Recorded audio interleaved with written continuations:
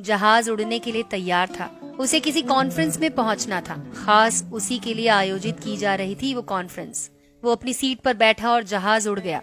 अभी कुछ दूर ही चला था कि कैप्टन ने ऐलान किया, तूफानी बारिश और बिजली की वजह से जहाज का रेडियो सिस्टम ठीक से काम कर नहीं रहा है, इसलिए हम करीबी एयरपोर्ट पर उतरने के लिए मजबूर हैं। जहाज उतरा और वो बाहर निकलकर कैप्टन से शिकायत करने लगा। उसका एक एक मिनट कीमती है। होने वाली कॉन्फ्रेंस में उसका पहुंचना बहुत जरूरी है। पास खड़े दूसरे मुसाफिर ने उसे पहचान लिया और बोला, डॉक्टर ज़ीशान साहब, आप यहाँ पहुँचना चाहते हैं? टैक्सी द्वारा यहाँ से 3 घंटे में पहुँच सकते हैं। उसने शुक्रिया अदा किया और टैक्सी लेकर निकल पड़ा। लेकिन ये क्या, आंधी, तूफान, बिजली, बारिश ने उसका चलना मुश्किल कर दिया। फिर भी वो चलता रहा। अचानक ड्राइवर को एहसास हुआ कि वो रास्ता भटक चुका है। नाउमीदी के उतार चढ़ाव के बीच उसे एक छोटा सा घर दिखाई दिया। इस तूफान में वही गनीमत समझिए कि गाड़ी से नीचे उतरा और दरवाजा खटखटाया। अंदर से आवाज आई, जो कोई भी है अंदर आ जाए। दरवाजा खुला है।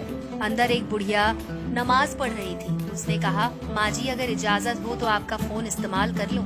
बुढ़िया मुस्कुराई और बोली, बेटा कौन सा फोन? यहाँ ना बिजली है ना फोन, लेकिन तुम बैठो, सामने चाय रखी है, प्याली में डालकर पी लो, थकान दूर हो जाएगी और खाने के लिए कुछ मिल जाएगा, खा लो, ताकि आगे का सफर कुछ आराम से कटे। डॉक्टर ने शुक्रिया अदा किया और चाय पीने लगा। बुढ़िया नमाज और दुआ में मशगूल थी। एक बच्चा कंबल में लपेटा पड़ा था, जिसे बुढ़िया थोड़ी देर में हिला देती थी। बुढ़िया जब फारिग हुई तो उसने कहा, माँ जी, आपके इखलाक और एहसान ने मुझ पर जादू कर दिया। आप मेरे लिए भी दुआ कीजिए। मुझे उम्मीद है कि आपकी दुआएं जरूर कबूल होंगी। बुढ़िया ने कहा, नहीं बेटा, ऐसी कोई बात नहीं। तुम राहगीर हो और राहगीर की खिदमत करने का हुक्म अल्लाह ने दिया है। मैंने तुम्हारे लिए भी दुआ की है। खुदा का शुक्र है, उसने मेरी हर दुआ सुनी है। बस एक दुआ की कबूलियत में शायद उसे ज्यादा समय लग रहा है। जब वो चाहेगा उसे भी कबूल कर लेगा। तब डॉक्टर ने पूछा, कौन सी दुआ? बुढ़िया ने बताया, ये जो बच्चा तुम्हारे सामने अधमरा पड़ा है, मेरा पोता है। ना इसकी माँ जिंदा है ना बाप।